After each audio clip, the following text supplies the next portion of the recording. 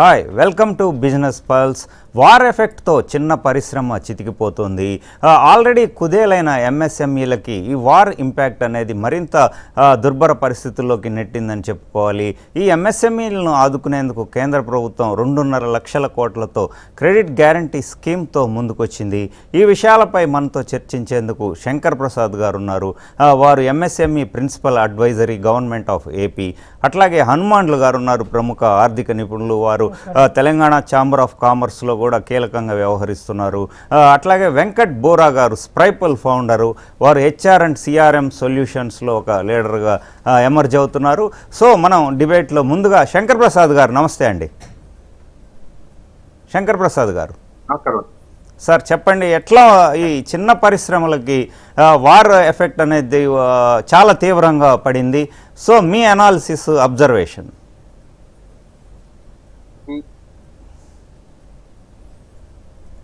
ఈ ఆన్గోయింగ్ వారు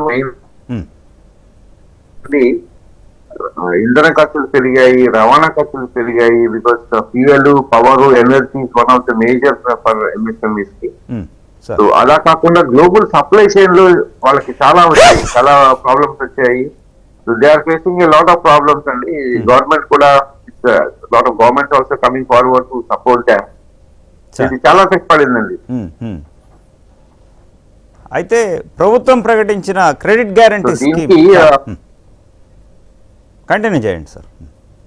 అంటే ఎప్పటికైనా అండి credit guarantee scheme what is the central government ఇచ్చిందో ఇలా మనందరికీ తెలుసు. అది అన్ని విధాలుగా అంత ఉపయోగపడలేదు.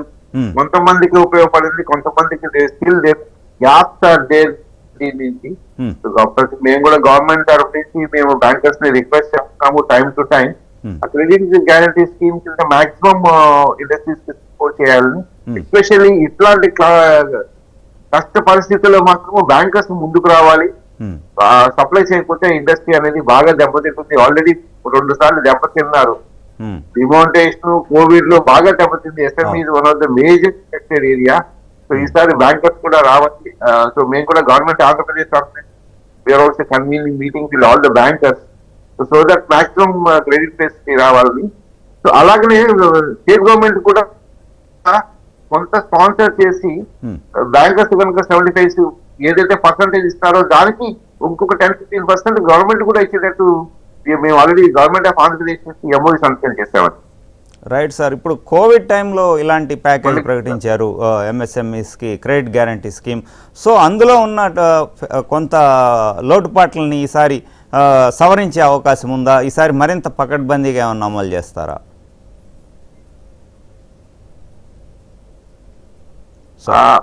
అంటే లోటుపాట్లు అన్నామంటే ఇప్పుడు ఎట్లాగంటే బ్యాంకర్స్ కి వాళ్ళకున్న గైడ్ లైన్స్ వాళ్ళకున్నాయి, కంపెనీ యొక్క అవసరాలు వేరు ఉన్నాయి. సో గవర్నమెంట్ తరఫు నుంచి మేము ఫెసిలిటేట్ చేస్తున్నాం ఇండస్ట్రీకి, మన బ్యాంకర్స్ కి కావాలని కూర్చొని. అంటే జనరల్ గా ఒక పెద్ద చైనా వాల్ ఉంటుంది, ఒక కైండ్ ఆఫ్ అపనమ్మకం అనేది ఉంటుంది వాళ్ళకి, వీళ్ళ మీద వాళ్ళ మీద. మేము అందరినీ కూర్చోబెట్టి ఫెసిలిటేట్ చేసి, మీరు చూస్తే లాస్ట్ ఈ 2 ఏళ్లలో నాకు తెలిసినప్పుడు దగ్గర ఆ క్రెడిట్ ఫెసిలిటీని 30-40% ఇంక్రీజ్ చేయగలిగాం ఆంధ్రప్రదేశ్. Right sir. అయితే ఏ సెగ్మెంట్స్ ఎక్కువ ఇంపాక్ట్ అలా అంటే చెప్పండి సార్. అదేనండి, అంటే create confidence both the parties అండి.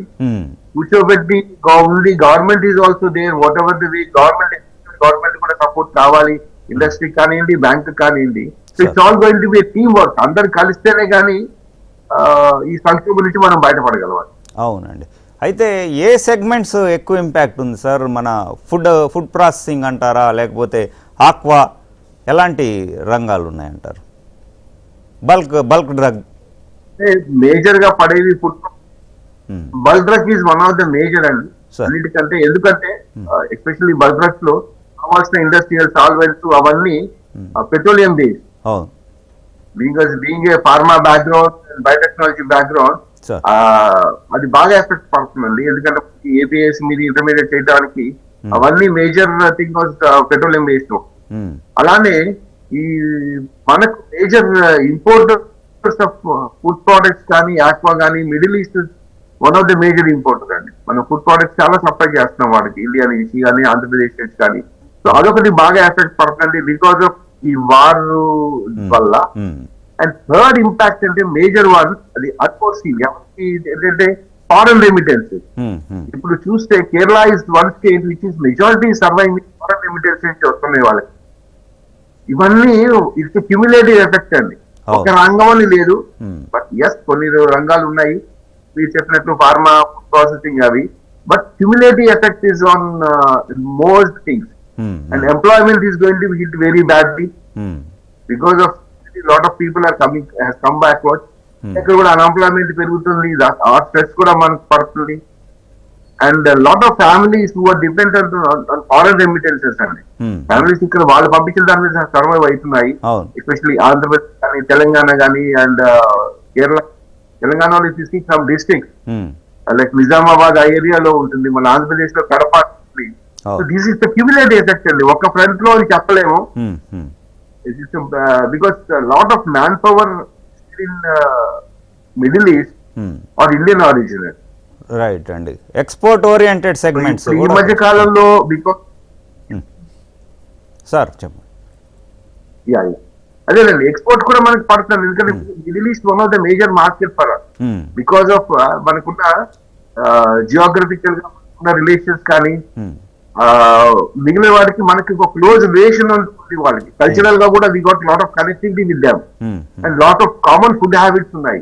సో వీటి ఏంటంటే obviously it's going to be affected on. ఇప్పుడు రీసెంట్ గా last month before the war we have been to Dubai. అక్కడ ఎక్కడ చూసినా నీకు there are so many Indian stores, Indian people. So obviously the products are from ఇక్కడ నుంచి వెళ్ళే కదండి.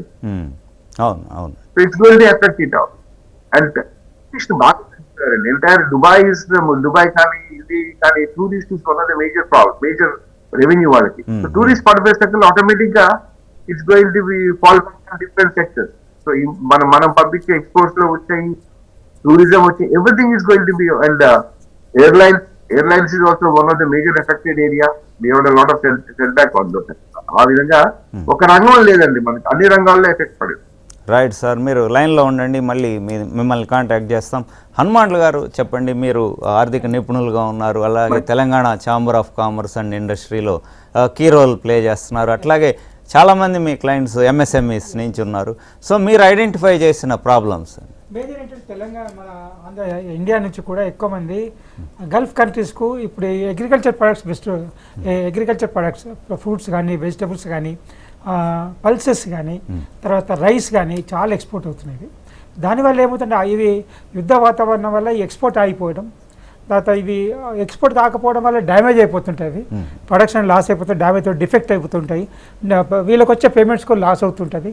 ఈ విధంగా మొత్తం ఈ సెక్టార్ మొత్తం అయితే ఎక్స్పోర్ట్ సెక్టార్ ఉందో అంత మొత్తం కూడా ఎఫెక్ట్ అయ్యే చాలా ఎఫెక్ట్ అయ్యే అవకాశం ఉంది. అదే మాదిరిగా ఇంతకుముందు సార్ చెప్పినట్టుగా రెమిటెన్సెస్, అక్కడ ఉన్న వాళ్ళైతే 1 కోటి మంది భారతీయులు ఎవరైతే ఉన్నారో ఇన్ని దేశాల లోపల గల్ఫ్ కంట్రీస్ లోపల వాళ్ళు పంపించే డబ్బులు కూడా మనకు రాకపోవడం వల్ల కూడా మనకు ఫారిన్ ఎక్స్చేంజ్ ఎక్కువగా ఎఫెక్ట్ అయ్యే అవకాశం ఎక్కువగా ఉంది. తర్వాత ఇంతకుముందు ఒకసారి చెప్పారు బ్యాంక్ గురించి కోఆపరేషన్ కావాలి బ్యాంకులో ఎమిషన్ కాపాడడానికి అనేది. దీనికి NPA norms is the main problem. ఆ NPA norms reserve bank rules ప్రకారము 90 days కంటే ఎక్కువ డిలే అయితే ఈ లోన్ కానీ ఇన్స్టాల్మెంట్ కానీ రీపేమెంట్ కానీ డిలే అయితే కంపల్సరీ ఎన్పిఏ నామ్ అవుతుంది. ఆ ఎన్పిఏ అయినప్పుడు కంపల్సరీ ఆ బ్యాంక్స్ అన్ని కూడా ఒకే రికవరీ ప్రొసీడింగ్ ఇనిషియేషన్ తీసుకుంటాయి. దానికి సపరేట్గా గైడ్లైన్స్ అంటూ బ్యాంక్ వైజ్ లేదు, ఓన్లీ రిజర్వ్ బ్యాంక్ గైడ్లైన్సే గైడ్లైన్ వాటికి. అయితే రిజర్వ్ బ్యాంక్ ఏం చేయాలంటే మనం రిజర్వ్ బ్యాంకు ఏ విధంగా చేయాలంటే ఎక్కడైతే ఎంఎస్ఎంఈ లోన్స్ ఫుల్లీ సెక్యూర్డ్ ఉన్నాయో వాటికి ఆలస్యంతో మాత్రం రిస్క్ లేదు. కాబట్టి ఎంఎస్ఎంఈ ఫుల్లీ సెక్యూర్డ్ లోన్స్ని లేట్ అయినా కానీ 90 days బదులు 365 days కానీ లేకపోతే 270 days కానీ లేకపోతే ఫుల్లీ సెక్యూర్డ్ ఉన్నప్పుడు ఎన్పిఏ చేయాల్సిన అవసరం లేదు, ఆలస్యంతో మాత్రం మీకు ఎలాంటి నష్టం లేదు అని రిజర్వ్ బ్యాంక్ నుంచి గైడ్లైన్స్ బ్యాంక్స్ ఇప్పించాలి. ఇండివిజువల్ బ్యాంక్ ఏం చేయలేదు, ఏ బ్యాంక్ కూడా ఏం చేయలేదు. ఇది శంకర్ ప్రసాద్ గారు మీరు కొంచెం గవర్నమెంట్ ద్వారా రిజర్వ్ బ్యాంక్ స్టెప్ తీసుకోమనండి. ఫుల్లీ సెక్యూర్ లోన్స్కి అన్సెక్యూర్ లోన్కి చాలా డిఫరెంట్ ఉంటుంది. ఇప్పుడు మన చాలా వరకు ఇప్పుడు వెస్టర్న్ మార్కెట్ ఇచ్చే లోన్స్ అన్ని ఫ్యూచర్ బిజినెస్ పై లోన్స్ ఇస్తాయి. మన దగ్గర అట్లా కాదు, ఫ్యూచర్ బిజినెస్ పాటు సెక్యూరిటీ పై లోన్స్ ఇస్తాం. Many loans are fully secured, white shift treated NPA.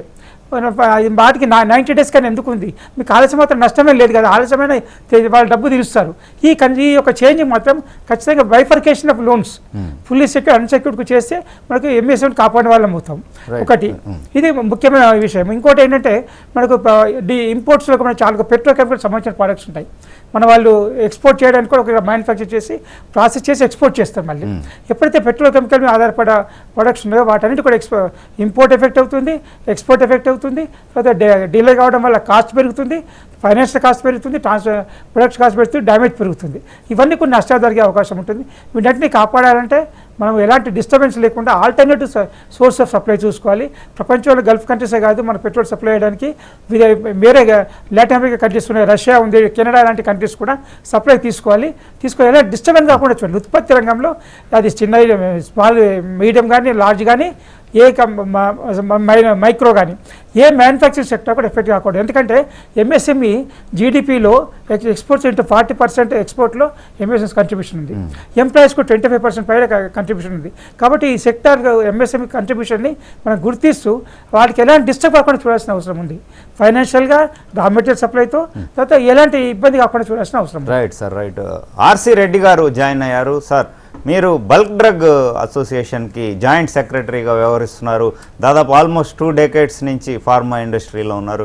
Sir, RC Reddy గారు, మీ సెగ్మెంట్ ఎలా ఎఫెక్ట్ అయింది ఈ వార్ ఇంపాక్ట్ వల్ల? సార్ మ్యూట్లో ఉన్నారు మీరు, అన్మ్యూట్.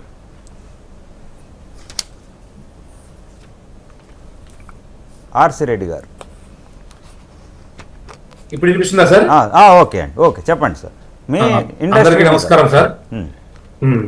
ఈ వార్ వలన ఫార్మా రంగం చాలా ఎఫెక్ట్ అయింది సార్. గతంలో ట్రంప్ గారు చేస్తున్నటువంటి కామెంట్స్ వలన కొంత ఎఫెక్ట్ అయింది లాస్ట్ 1 year నుంచి. ఇప్పుడు ఎస్పెషల్లీ ఇరాన్ అమెరికా వార్ అనేది మనకు ఈ మేజర్ గా ఈ పెట్రోలియం ప్రొడక్ట్స్ రాకపోవడం వలన ట్రాన్స్పోర్ట్ ఇక్కడ ఇండియాలో ట్రాన్స్పోర్ట్ కానీ మనకు బేసిక్ రా మెటీరియల్ కూడా పెరిగిపోయాయి. దాని ద్వారా స్మాల్ స్కేల్ ఇండస్ట్రీస్ వాళ్ళ మీద చాలా బర్డెన్ అయిపోతుంది. ఈరోజు ఇండస్ట్రీలో ప్రతి ఐటెం మనం వాడే సాల్వెంట్స్ ఎఫెక్ట్ చాలా ఎక్కువగా ఉంది. ఆ సాల్వెంట్స్ ద్వారానే మనం నెక్స్ట్ స్టెప్ ఇంటర్మీడియట్ తయారు చేసుకుని మ్యానుఫ్యాక్చరింగ్ చేసి వాళ్ళు స్మాల్ క్వాంటిటీస్ R&D చేసి సర్వైవ్ అవుతుంటారు. ఎంఎస్ఎంఈలు ఏంటంటే వారు బతుకుతూ ఇంకో 10 మందికో 20 మందికో బిలో 100 దాకా సుమారుగా, అంటే ఒక కుటీర పరిశ్రమలు వచ్చు మన భాషలో. అవి దేశానికి ఎన్నెముక, ఒక రకంగా చెప్పాలంటే దేశానికి ఎన్నెముక స్మాల్ స్కేల్ ఇండస్ట్రీస్. అవి చాలా ఎఫెక్ట్ అయినాయి. ఒక ఫర్ ఎగ్జాంపుల్ చిన్న కంటైనర్ డబ్బాలు తీసుకోండి, HDP డబ్బాలు తీసుకోండి, ఇంకా all type of material supply చేసేది కావచ్చు, గూడ్స్ ట్రాన్స్పోర్ట్ కావచ్చు, మనం వాడుతున్నటువంటి ప్రతి పార్ట్ ఫ్యాక్టరీలో మ్యానుఫ్యాక్చరింగ్ వాడుతున్నటువంటి ప్రతి ఐటము రేట్ ప్రైస్ హైక్ అయింది. సేమ్ టైం ఏపీ కానీ ఇంటర్మీడియట్ కాస్ట్ పెరగలేదు. అంటే వాళ్ళకి ఇప్పుడు మార్జిన్ ఉండే అవకాశం లేదు. చాలా ఇండస్ట్రీస్ కూడా లాస్ట్ 2 months నుంచి ఇండస్ట్రీ నడపలేమన్నట్టుగా బ్లాంక్ పెట్టుకున్నారు. ఈ టైంలో మీరు ఇందాక సార్ చెప్పినట్టుగా కంపల్సరీ బ్యాంక్ నుంచి కొంత సపోర్ట్స్ ఉండాలి ఇండస్ట్రీకి. సెంట్రల్ గవర్నమెంట్ కూడా ఈ CGTMS కింద కోవిడ్ అప్పటి నుంచి కూడా బాగా లోన్స్ ఇచ్చింది. అవి ఇప్పుడు కూడా ప్రత్యేకంగా ఎవరైతే ఎఫెక్ట్ అయ్యారో వారిని ఐడెంటిఫై చేసి ఇవ్వాల్సిన బాధ్యత ఉంది. ఎందుకంటే లోన్ కొంత పోస్ట్ పోన్ చేయడం వల్ల నష్టమేం లేదు, కానీ NPA అయిపోతే వాళ్ళ ఇండస్ట్రీ అంతా కొలాప్స్ అయిపోయి ఈ బ్యాంక్ యాక్షన్స్ అవన్నీ నెక్స్ట్ లెవెల్కి వెళ్ళిపోతాయి. అందువలన ఈ ఫార్మా రంగం మీద ముఖ్యంగా బల్క్ డ్రగ్ మ్యానుఫ్యాక్చరింగ్ ఇండస్ట్రీస్ మీద చాలా ఎఫెక్ట్ ఉంది. దీన్ని అందరినీ కూడా గవర్నమెంట్ కూడా ఆలోచిస్తుంది. రీసెంట్ గా సాల్వెంట్లు ఎంత ప్రైస్ హైక్ అయ్యాయి, ఏ రేషియోలో హైక్ అయ్యాయి, ఏమేమి సాల్వెంట్స్ హైక్ అయ్యాయని, ఎంత బటన్ కాస్ట్ పడుతుంది, దీన్ని ఎలా కంట్రోల్ చేయడానికి సెంట్రల్ గవర్నమెంట్ కూడా మా నుంచి కూడా కొంత డేటా అడిగింది. మేము కూడా ఆ డేటా అంతా గవర్నమెంట్ ఆఫ్ ఇండియాకి ప్రొవైడ్ చేశాము. వారి రిప్లై ఎలా ఉందో వెయిట్ చేస్తున్నాం. Right sir, right. మీరు లైన్లో ఉండండి. సార్ వెంకట్ గారు ఈ ఎంఎస్ఎంఈ సార్, గుడ్ ఆఫ్టర్నూన్ అండి. ఎంఎస్ఎంఈ చాలా వరకు ఇంకా కొంచెం అన్ఆర్గనైజ్డ్ సెగ్మెంట్లో ఉన్నాయి సార్. సార్ మీ సర్వీసెస్ వాళ్ళకి ఎంఎస్ఎంఈస్తో మీరు చేస్తుంటారు. సో మీ అబ్జర్వేషన్ ఎలా ఉంది? అన్నీ ఇప్పుడు వస్తున్నాయా, ఆర్గనైజ్డ్ అవుతున్నాయా, ఎట్లా? యా ఇప్పుడు ఇండియాలో ఇండస్ట్రీ చూస్తే around 6.5 crore businesses are under MSME segment. So ఇవన్నీ రిజిస్టర్ అయిన బిజినెసెస్. ఇంకా రిజిస్టర్ కాని బిజినెసెస్ చాలా ఉన్నాయి ఎంఎస్ఎంఈ కింద రిజిస్టర్ కాని బిజినెసెస్. సో ఇందులో చూస్తే 28 crores 40 lakhs ఎంప్లాయీస్ ఈ ఇండస్ట్రీస్ లో వర్క్ చేస్తుంటారు ఎంఎస్ఎంఈ సెగ్మెంట్ లో. సో న్యాచురల్ గా ఏదైనా మేజర్ ప్రాబ్లం ఇలా వచ్చినప్పుడు, ఎస్పెషల్లీ శంకర్ ప్రసాద్ గారు చెప్పినట్లు డిమానిటేషన్ కావచ్చు, లేకపోతే తర్వాత కోవిడ్ ఇష్యూ కావచ్చు, తర్వాత ఇప్పుడు వచ్చిన ఇది వార్ది కావచ్చు, రీసెంట్ జరిగిన టారిఫ్స్ ఇవన్నీ ఏంటంటే డైరెక్ట్ గా ఇంపాక్ట్ ఇస్తుంది ఎంఎస్ఎంఈ సెగ్మెంట్. ఇంకా ఎంఎస్ఎంఈస్ దగ్గర వాళ్ళ చూస్తే మీరు వాళ్ళ దగ్గర ఉండే క్యాపిటల్ కానీ లేకపోతే బిల్ పేమెంట్ వచ్చే సైకిల్ కోసం వెయిట్ చేసేది కానీ, లేకపోతే వాళ్ళ దగ్గర వర్క్ చేసే మ్యాన్ పవర్ కానీ, ఇలా అన్ని కూడా ఏంటంటే కన్స్ట్రెయింట్స్ ఉంటాయి అక్కడ. సో ఇప్పుడు ఒక ఫుడ్ ఇండస్ట్రీ తీసుకున్నాం అనుకోండి, ఇండియాలో డెఫినెట్ గా third largest industry food industry employment wise గా చూస్తాయి. సో మనం చూసాము రీసెంట్ గా ఇది ప్రాబ్లం రాగానే ఫస్ట్ వెంటనే ఫుడ్ ఇండస్ట్రీలోనే ప్రాబ్లం మనకు వెంటనే తెలిసిపోయింది, ఎల్పిజి గ్యాస్ అన్అవైలబిలిటీ వల్ల. సో దానివల్ల ఏంటి, అది థర్డ్ లార్జెస్ట్ ఇండస్ట్రీ కావటం వల్ల చాలా మంది దాని మీద డిపెండ్ అయ్యి జాబ్స్ కావచ్చు, లేకపోతే కనెక్టెడ్ బిజినెసెస్ కూడా కావచ్చు. ఇప్పుడు మాది ఉంది, మేము టెక్నాలజీ అప్లికేషన్స్ తయారు చేస్తుంటాం ఎంఎస్ఎంఈ సెగ్మెంట్ కి. సో ఫుడ్ ఇండస్ట్రీ కూడా ఒక ఇండస్ట్రీ మాకు అందులో. సో ఎప్పుడైతే ఫుడ్ ఇండస్ట్రీ ఇంపాక్ట్ అయింది అనుకోండి, వాళ్ళ పేమెంట్స్ కానీ వాళ్ళ ఎంప్లాయీ రిలేటెడ్ కానీ, ఎందుకంటే మాది డైరెక్ట్ ఎంప్లాయీ మేనేజ్మెంట్ సాఫ్ట్వేర్ కాబట్టి వాళ్ళ ఎంప్లాయీస్ ని కట్ చేస్తే ఫస్ట్ డైరెక్ట్ ఇంపాక్ట్ మాకు ఉంటుంది, అంటే సబ్స్క్రిప్షన్ లో అకౌంట్ తగ్గిపోతుంది కదా మాకు. సో డైరెక్ట్ ఇంపాక్ట్ ఉంటుంది మాలాంటి కంపెనీస్ కూడా. సో మేము ఫుడ్ ఇండస్ట్రీ కాకపోయినా కూడా మేము ఫుడ్ ఇండస్ట్రీకి కనెక్టెడ్ కాబట్టి ఆ డైరెక్ట్ ఇంపాక్ట్ మా రెవెన్యూస్ మీద కూడా ఉంటాయి. తర్వాత వచ్చేస్తే ఇంకా వేరే ఎక్స్పోర్ట్ ఇండస్ట్రీస్ కూడా మేము వర్క్ చేస్తున్నాం ఇప్పుడు రీసెంట్ గా. సో వాటికి especially industries in Charlapalli area, Balanagar ఏరియాలో వాళ్ళు గల్ఫ్ కంట్రీస్ కి ఎక్స్పోర్ట్ చేస్తున్నారు కదా. సో ఆ ఇండస్ట్రీస్ కూడా మేము చేస్తున్నప్పుడు ఏమవుతుందంటే పేమెంట్స్ డిలే అయిపోతున్నాయి, ఎస్పెషల్లీ వాళ్ళకి డిలేడ్ పేమెంట్స్ కాబట్టి. సో దీనివల్ల మా ఇండస్ట్రీ డైరెక్ట్ గా కూడా ఇంపాక్ట్ అవుతుంది దీనివల్ల. ఇంకొకటి మీరు క్రెడిట్ గ్యారంటీ స్కీమ్ అన్నారు కదా, క్రెడిట్ గ్యారంటీ స్కీమ్ డెఫినెట్ గా it will be great Boost for MSME companies. మేము లాస్ట్ టైం కోవిడ్ టైంలో మా కంపెనీ కూడా ఇచ్చారు, ఆ బెనిఫిట్ వచ్చింది మాకు అప్పుడు 2021లో. So similarly we request central government to arrange it for all kind of MSME companies. ఏదైతే 6.5 crore కంపెనీస్ ఉన్నాయో ఇందులో ఇంపాక్ట్ అయిన అన్ని కంపెనీస్కి ఇస్తే చాలా బాగుంటుంది మురళి గారు. రైట్ అండి. శంకర్ ప్రసాద్ గారు, ఇప్పుడు ఈ కోవిడ్ కావచ్చు, అట్లాగే కాలమిటీస్ కంటే కూడా వార్ ఇంపాక్ట్ దానికంటే కూడా గవర్నమెంట్ నుంచి రావాల్సిన పేమెంట్స్ హ్యూజ్ డిలే అవుతున్నాయి, దానివల్ల కూడా కొంత ఇబ్బందులు ఉన్నాయి అని చెప్పేసి చిన్న పరిశ్రమలు చెప్తా ఉన్నాయి. దాని మీద మీ అబ్జర్వేషన్ సార్? అది ఒక విధంగా కరెక్ట్ అండి, కానీ గవర్నమెంట్ అది ఇంట్రడ్యూస్ స్కీమ్ అండి, ministry of MR big companies నుంచి రావడానికి స్కీమ్ పెట్టారండి, బిల్ డిస్కౌంటింగ్ అట్లాంటివి పెట్టారు, where they are kept a provision also. But again అక్కడ కూడా ఏంటంటే బ్యాంకర్స్ ని ఇన్వాల్వ్ క్రెడిట్ స్కీమ్ పెట్టారు. So we are working with various bankers అండి. బట్ ఇక్కడ ప్రైవేట్ సేమ్ గవర్నమెంట్ అనే కాదండి, this problem is persistent on private కూడా. ఇందాక వెంకట్ గారు చెప్పినప్పుడు it is basically supply chain అండి. ఒక పెద్ద కంపెనీ కూడా ఏదన్నా వార్ గానీ ఇట్లాంటివి అన్ఫోర్సీన్ వచ్చినప్పుడు వాళ్ళ పేమెంట్ ఆగిపోతే the entire supply chain will effect it out. So and then PSUs నుంచి there is something is there. అందుకనే we are suggested one thing from government side, why can't we have an LC ఒక 180 days కి కావాలి, మీకు 90 days కి payment కావాలి, 90 days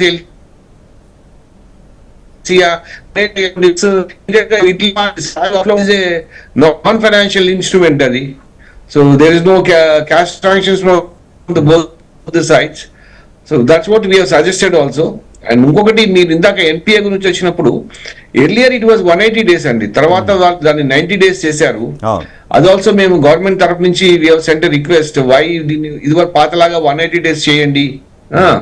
and then ఈ మన ఇందాక వారు చెప్పినప్పుడు ఏంటంటే మీరు కూడా చెప్పారు ఏంటంటే కంపెనీస్ కి కొన్నిటికి వాటికి నెట్వర్క్ ఉంది, బికాస్ ఆఫ్ సమ్ పేమెంట్స్ వాళ్ళు లేకపోతే సమ్ సబ్సిడీస్ వాళ్ళు ఏదో విధంగా డిలే అవటం వల్ల they have become NPA. So అది కూడా బ్యాంక్స్ కూడా ఆలోచించుకోవాలండి, ఏంటంటే వాళ్ళు కూడా ఇది విల్ఫుల్ డిఫాల్టా లేకపోతే కొన్ని ఇప్పుడున్న అన్ఫోర్సిన్ కండిషన్స్ వల్లనా. And third is technical NPA.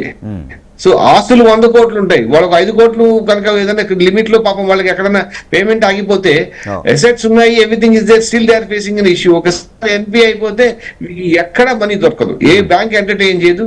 Again they are force to go to NBFCs. And మీకు తెలిసి ఎన్బిఎఫ్సిస్ వాళ్ళ high rate of interest, high వాళ్ళకున్న కండిషన్స్ ఆఫ్ లెండింగ్ ఉంటాయి. So these are all the things has to be regularised అండి.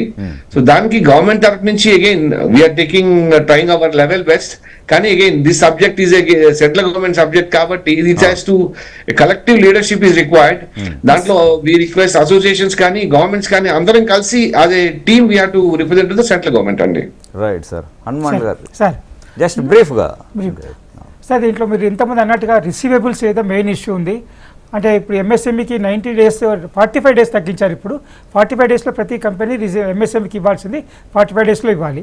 ఇవ్వకపోతే మాత్రం ఖచ్చితంగా action will be taken. It will not consider expenditure for income tax companies. మీరు చెప్పిన issue ఏంటంటే government నుంచి రావాల్సిన ఫండ్స్, అంటే గవర్నమెంట్ అండర్టేకింగ్ నుంచి రావాల్సిన ఫండ్స్కు ఈ యొక్క 45 days గైడ్లైన్స్ అప్లై కాకపోవడం వల్ల చాలామందికి కాంట్రాక్టర్స్కు డబ్బులు అయిపోయింది. అది ఇష్యూ ఒకటి. ఇంకోటి bank recovery very stringent recovery చేస్తున్నారు. దానికి రూల్ మొన్న కూడా కేంద్ర ప్రభుత్వము ఒక అమెండ్మెంట్ తీసుకోవడం జరిగింది. దాంట్లో ఏంటంటే own assets with borrower control with creditor, latest proposal అంటే జస్ట్ లాస్ట్ వీక్ వచ్చింది అది. దాని ప్రకారం ఏంటంటే ఎన్పిఐ అయినంత మాత్రాన బారోవర్కే మేనేజ్మెంట్ చేస్తూ కంట్రోల్ మాత్రం ఫైనాన్షియల్ ట్రాన్సాక్షన్ మాత్రం క్రెడిటార్ కంట్రోల్ చేసే విధంగా ఇవ్వడం. ఇది latest even global companies follow అవుతూ దాన్ని కూడా అడాప్ట్ చేయొచ్చు అని ఇచ్చారు. కానీ బ్యాంక్స్ ఏం చేస్తున్నాయంటే స్ట్రింజెంట్ 90 days కాగానే ఆక్షన్కి వెళ్ళిపోవడం, పేపర్లు డిఫేమ్ చేయడం, మొత్తం ఆస్తులు ఇచ్చేయడం, అటాచ్మెంట్ చేయడం వల్ల ఖచ్చితంగా ఆయన ఒక మొరాలిటీ దెబ్బతింటుంది, కాన్ఫిడెన్స్ దెబ్బతింటుంది, తర్వాత పరపతి దెబ్బతింటుంది. ఇది చేయాల్సిన అవసరం ఉంది బ్యాంక్స్ చేయాల్సింది. తర్వాత ఇంకోటి ఏంటంటే ఎవరైనా ఎంఎస్ఎంఈ హెల్ప్ చేయాలనుకుంటే చిన్న వాళ్ళు ఎవరిని కాంటాక్ట్ చేయాలో తెలియదు కాబట్టి ఒక సెంట్రలైజ్డ్ డిజిటల్ ప్లాట్ఫామ్ పెట్టండి. సెంట్రలైజ్డ్ ప్లాట్ఫామ్ ఒకరే వాళ్ళ కాంటాక్ట్ చేస్తే అన్ని ప్రాబ్లమ్స్ సాల్వ్ చేసే విధంగా చేయొచ్చు. కానీ లోకల్ వాళ్ళతో ఏమంటారు, లోకల్ వాళ్ళు కాన్సెప్ట్ చేయకపోవచ్చు, లోకల్ సపోర్ట్ చేయకపోవచ్చు. కాబట్టి స్టేట్ లెవెల్ కానీ సెంట్రల్ లెవెల్ కానీ ఒకటే డిజిటల్ ప్లాట్ఫామ్ ఇస్తే వీళ్ళు వాళ్ళ యొక్క ఇష్యూస్ చెప్పుకుంటే దాన్ని సొల్యూషన్ చేసే అవకాశం ఈజీగా ఉంటుంది, సాల్వ్ అయ్యే అవకాశం ఉంటుంది. Right sir. ఆర్సి రెడ్డి గారు, సార్ చిన్న పరిశ్రమలను కాపాడుకోవాలి, అట్లాగే జాబ్స్ని కాపాడుకోవాలన్నా మీ తరపున గవర్నమెంట్కి ఏమి రిప్రజెంట్ చేస్తున్నారు సార్? అంటే మనది లార్జ్ పాపులేషన్ ఉన్న కంట్రీ సార్. మనము ఈ రా మెటీరియల్ అయినా కూడా వేరే కంట్రీస్ మీద డిపెండ్ అయితే ఫ్యూచర్ లో చాలా ప్రాబ్లమ్స్ వస్తాయి. ఇప్పుడు ఒక పెట్రోల్ ప్రొడక్ట్స్ వచ్చింది, రేపు ఇంకొక ఫర్ ఎగ్జాంపుల్ ఫార్మాలో కొన్ని ప్రొడక్ట్స్ మనం చైనా నుంచి కొంటున్నాం, వాడు సడన్ గా ఆపేస్తే ఆ తర్వాత మనకు దానికి కావాల్సిన మందులన్నీ మ్యానుఫ్యాక్చరింగ్ చేయలేము. అందుకే సెంట్రల్ గవర్నమెంట్ కూడా పిఎల్ఐ స్కీమ్ అని ఒక స్కీమ్ పెట్టి ఇండియాలోనే మాక్సిమం మనకు ఇక్కడ కన్జంప్షన్ ఎక్కువ ఉన్న మెటీరియల్ కూడా మనమే తయారు చేసుకోవాలని ఒక స్కీమ్ పెట్టింది. దాన్ని ఇంకా 100% ఇంప్లిమెంట్ చేస్తే ఏ రంగంలోనైనా ఇంత లార్జ్ పాపులేషన్ ఉన్న కంట్రీకి ఒక చైన్ తెగిపోయింది ఎక్కడో చోట సిస్టమ్ లో, అప్పుడు నెక్స్ట్ మనం ఫైనల్ ప్రోడక్ట్కి వెళ్ళలేము. అలాంటప్పుడు చేయాల్సింది ఏంటంటే గవర్నమెంట్ ప్లస్ ఏజెన్సీస్ అసోసియేషన్స్ అందరు కలిసి చేయాల్సింది ఏంటంటే ఇంత పెద్ద పాపులేషన్ ఉన్న కంట్రీకి మన దేశంలోనే A to Z starting material నుంచి ఫైనల్ ప్రోడక్ట్ వరకు మనం తయారు చేసుకోగలిగితే అప్పుడు ఇలాంటి వార్ వచ్చినా లేదంటే ఇంకోటి ఏదైనా పాండమిక్ సిచ్యువేషన్ వచ్చినా మనం ఫేస్ చేయగలం. దీన్ని గవర్నమెంట్ చాలా వాళ్ళు చేస్తుంది, ఈ పిఎల్ఐ స్కీమ్ లో కొంతవరకు చేస్తుంది. దీన్ని పూర్తి స్థాయిలో ఇంప్లిమెంట్ చేయాలి అన్ని ఫీల్డ్లలో. మనకి ఎందుకంటే ఏదో 3 కోట్లు 4 కోట్లు ఉన్న కంట్రీ అయితే ఏదైనా సిచ్యువేషన్ వచ్చినప్పుడు వాళ్ళు తీసుకోగలరు. ఇక్కడ 140 crores పాపులేషన్ ఉన్నప్పుడు కొన్ని ప్రోడక్ట్స్, ఫర్ ఎగ్జాంపుల్ పారాసిటమాల్, ఇంకోటి ఉంది క్యాన్సర్ సంబంధించిన యాంటీ క్యాన్సర్ డ్రగ్స్ ఉన్నాయి. వాటికి కావాల్సిన రా మెటీరియల్ మనం చైనా మీద డిపెండ్ అవుతున్నాం. ఆ డిపెండెన్సీ లేకుండా మనం ఓన్గా ఇక్కడే మ్యానుఫ్యాక్చరింగ్ చేయగలిగితే ఫ్యూచర్ లో ఎటువంటి ఇబ్బంది రాదు. దానికి గవర్నమెంట్ కూడా ఈ పిఎల్ఐ స్కీమ్స్ ను ఎంఎస్ఎంఈలో కూడా అప్లై చేసి ఎంఎస్ఎంఈలో వస్తున్నటువంటి స్మాల్ స్కేల్ ఇండస్ట్రీ కూడా కొంత సపోర్ట్ చేసి వాళ్ళు ఏదైతే ప్రొడక్ట్ చేస్తున్నారో ఆ ప్రొడక్ట్ వాళ్ళు చేయగలిగితే, గవర్నమెంట్ సపోర్ట్ చేస్తే ఖచ్చితంగా ఇలాంటి ఇబ్బంది దొరికిపోతుంది. ఎంప్లాయ్మెంట్ అనేది ఫార్మాకి రిక్వైర్మెంట్ ఉంది. ఫార్మాలో ఎంప్లాయీస్ ని తీసేసేది అలాంటిది ఏం లేదు. టెక్నికల్ స్టాఫ్ రిక్వైర్మెంట్ ఎక్కువ ఉంది. కావాల్సినంత మ్యాన్ పవర్ లేకుండా ఇబ్బంది పడుతుంది ఫార్మా ఇండస్ట్రీ. ఈ రోజు లాస్ట్ 4-5 years నుంచి టెక్నికల్ స్టాఫ్ లేక ఇబ్బంది పడుతుంది. అందుకే మేము మా BDMA అసోసియేషన్ నుంచి తెలంగాణ గవర్నమెంట్ ఒక MOU కుదుర్చుకున్నాం. యూనివర్సిటీలో ఉన్నటువంటి స్టూడెంట్స్ ని మా దగ్గరికి పంపిస్తే ట్రైనింగ్ ఇచ్చి వాళ్ళకి జాబ్ ఇస్తున్నాం. వాళ్ళ స్టడీస్ అయిపోగానే డైరెక్ట్ వచ్చి జాబ్ జాయిన్ కావచ్చు. మధ్యలో ఎలాంటి గ్యాప్ లేకుండా వాళ్ళు గ్రాడ్యుయేషన్, BSc, MSc. మనకి టైం తక్కువ ఉంది చాలా. వెంకట్ గారు 2 words లో కంక్లూడ్ చేయండి సార్. బ్యాంకింగ్ సెక్టార్ నుంచి ఎట్లా లోన్ క్రెడిట్ వైజ్ SMEస్కి పెంచాలంటే ఎట్లా, మీరేమంటారు? సో డెఫినెట్ గా ఇట్లాంటి సిచ్యుయేషన్స్ వచ్చినప్పుడు వాళ్ళు ఫైనాన్షియల్ నెంబర్స్ చూస్తే కనుక బ్యాంకులు ముందుకు వచ్చేసి లోన్స్ ఇవ్వాలి అంటే మాత్రం డిఫికల్ట్. ఎందుకంటే బ్యాంక్స్ అని పబ్లిక్ మనీ తోటి రన్ అవుతుంటాయి కదా. సో డెఫినెట్ గా మన పెద్దల మీద చెప్పినట్లు గవర్నమెంట్ బ్యాకింగ్ ఉంటేనే మనకి అక్కడ బ్యాంక్స్ ముందుకు వస్తాయి. కరోనా టైంలో చేసినట్లుగా అసలు 10% మన వర్కింగ్ క్యాపిటల్ దాని మీద అడిషనల్ గా మన క్రెడిట్ గ్యారెంటీ ఇప్పించారు కదా. సో అది జరుగుతూ ఉంటుంది. సో ఎందుకంటే ఇది MSMEల ద్వారా 35 to 40% GDP ఈ రోజు ఇండియాకి వచ్చేది MSME సెగ్మెంట్ ద్వారా. సో ఈ సెగ్మెంట్ కనుక ఫండింగ్ ప్రాబ్లమ్స్ ఉన్నా, లేకపోతే రా మెటీరియల్స్ ప్రాబ్లమ్స్ ఉన్నా కూడా, ఇట్లాంటి ఏది ఉన్నా కూడా డైరెక్ట్ గా అవుట్పుట్ మీద ఇంపాక్ట్ అవుతుంది, తర్వాత జాబ్స్ మీద ఇంపాక్ట్ అవుతాయండి. సో బ్యాంక్స్ నాకు తెలిసి ఇండిపెండెంట్ గా వాళ్ళు ముందుకు వచ్చేసి MSMEకి డైరెక్ట్ హెల్ప్ చేస్తారైతే ఎక్స్పెక్ట్ చేయలేము. గవర్నమెంట్ సపోర్ట్ అయితే కంపల్సరీ కావాలి బ్యాంక్స్ ని డైరెక్ట్ చేయటంలో. రైట్ సార్, కంక్లూడ్ చేయండి హనుమాన్ గారు. ఇలాంటి పరిస్థితుల్లో కేంద్ర రాష్ట్ర ప్రభుత్వాలు కానీ ఎక్స్పోర్ట్ చేసే దేశాలు కూడా క్వాలిటీ స్టాండర్డ్స్ ప్రిస్క్రైబ్ చేయాలి. క్వాలిటీ స్టాండర్డ్స్ ప్రకారం ప్రొడక్ట్స్ ఉంటేనే మనకు ఈజీగా ఉంటుంది. తర్వాత grading A grade, B grade, C grade అని. అదే మరి గవర్నమెంట్ ఏదైతే అనౌన్స్ చేస్తుందో incentives to manufacturing sector, MSMEs కానీ, ఆ ఇన్సెంటివ్స్ టైం లోపల ఇవ్వాలి, తొందరగా ఇవ్వాలి. అది చేసినప్పుడు MSME యొక్క ఎంటర్ప్రీనర్కు ఎలాంటి ఆర్థిక ఇబ్బందులు లేకుండా తొందరగా ప్రొడక్షన్ స్టార్ట్ చేసే అవకాశం ఉంటుంది. Right. Thank you very much sir. Shankar Prasad గారు, అట్లాగే వెంకట్ బోరా గారు, RC రెడ్డి గారు, హనుమాన్లు గారు, థ్యాంక్ యూ వెరీ మచ్. ఇది బిజినెస్ సార్. మురళి గారు జస్ట్ 1 minute. బట్ మనం నెగిటివ్ ఆలోచిస్తున్నాము, కానీ ఏంటంటే this war has given a lot of opportunities also for us in MSME కి కన్స్ట్రక్షన్ ఏరియా కానీ, ఇన్ఫ్రాస్ట్రక్చర్ కానీ, డిఫెన్స్ లో కూడా అండి. సార్ రైట్ అండి, థ్యాంక్ యూ వెరీ మచ్. ఆశావహ దృక్పథంతో ఇది బిజినెస్ పల్స్ ఇంటరాక్షన్. చూస్తూనే